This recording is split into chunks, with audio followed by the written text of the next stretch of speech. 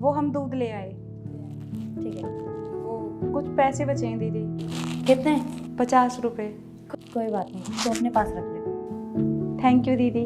अच्छा सुन, आज ना हम दोनों कहीं बाहर जा रहे रात में, तो तू घर संभाल लेगी ना? हाँ दीदी। ठीक है। खाना बनाने की कोई जरूरत नहीं है क्योंकि हम लोग बाहर ही खाएंगे। तो बस घर पे आराम से रहना और बस देखभाल कर लेना, ठीक है? ठीक है दीदी, अभी हम घर जाते हैं, हम शाम में आ जाएंगे। ठीक है, जा।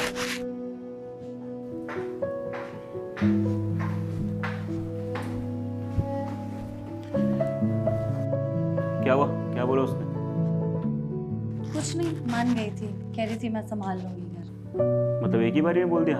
सच में कितनी प्यारी है ना। मैं कुछ भी कहती हूँ बेचारी चुपचाप बिना कुछ बोले सारे काम कर देती है। आज भी अपना घर छोड़ के हमारे घर की देखरेख के लिए मान गई। नहीं सच्ची में, मतलब कई नौकरानी तो ऐसे होती है कि मैं ये काम नहीं करूँगी, मुझे इतनी सैलरी मिल रही है, मैं इतना ही काम करूँगी। इसे कुछ भी बोल दो ना, ये सारे काम करने के लिए रेडी हो जाती है ना? सच में, मतलब इतनी अच्छी मेड आज के टाइम में मिलती कहाँ है। हम तो बहुत लकी हैं कि इतनी अच्छी मेड मिल गई हमें। सच में। चलो कोई नहीं, रेडी हो जाओ, फिर निकलना भी है ना। अरे दीदी यार, मैं उसके लिए बोल रहा था, वो कोचिंग की फ़ीस जानी है। टीचर ने ना 2-3 बार बोल दिया है, बार बार बोलता है, अच्छा भी नहीं लगता है। कोचिंग की फीस? ओवरलैप मत करो ना। 2-3 बार बोल दिया है टीचर ने भी, बार बार बोलते हैं, अच्छा भी नहीं लगता है। कोचिंग की फीस? हाँ, कितनी फीस भाई? पिछले महीने की भी है और इस महीने के भी 20,000 रुपये जाने हैं। 20,000? हाँ। मैं जहाँ काम करती हूँ ना, मैं एक बार मालिक से और मैम साहब से बात करके देखूँगी, वो हाँ। ज़रूर दे देंगे। देख लो दीदी, मिल जाए तो। बार बार टीचर बोलते हैं ना, अच्छा नहीं लगता है। तू टेंशन ना कर, मैं जुगाड़ कर दूँगी। ठीक है।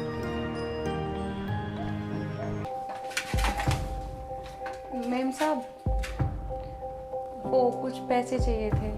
कितने पैसे? 20,000। 20,000? इतने सारे पैसे क्यों चाहिए तुझे? वो भाई की फीस के लिए चाहिए वैसे।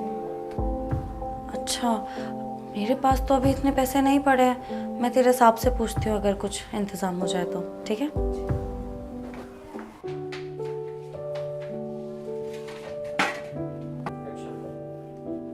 अरे सुनो, वो अपनी काम वाली है ना, वो कुछ पैसे मांग रही है। 20,000। 20,000 रुपये? उसको क्या ज़रूरत पड़ गई भाई 20,000 रुपये की? पता नहीं, वो शायद उसके भाई की कोई फीस वीस देनी है। बेचारी बहुत परेशान सी लग रही है। मैंने तो फिलहाल के लिए मना कर दिया है। तुम बताओ क्या करना है? रुको मैं बुलाता हूँ। सुनीता, सुनीता!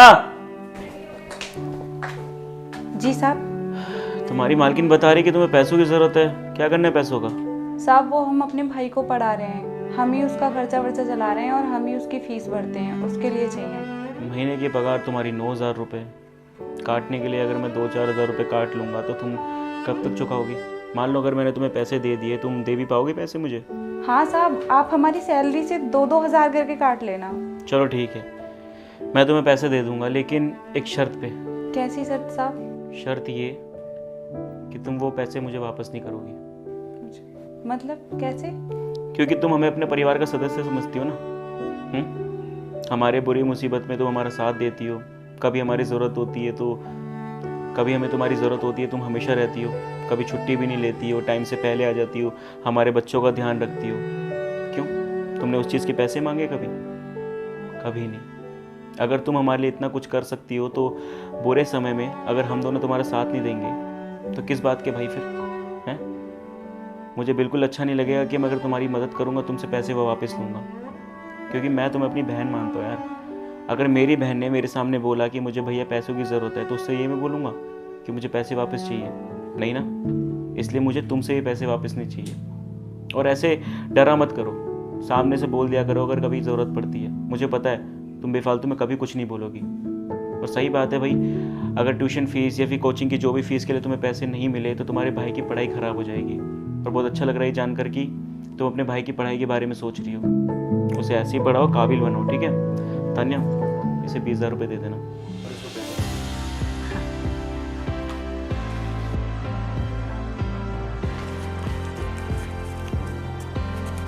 सुनो, ये थैंक यू मैम साहब। थैंक यू साहब, आप बहुत अच्छे हो। कोई नहीं। चल जा अब काम कर जाके। सच में कितनी भोली है ना। Thank you.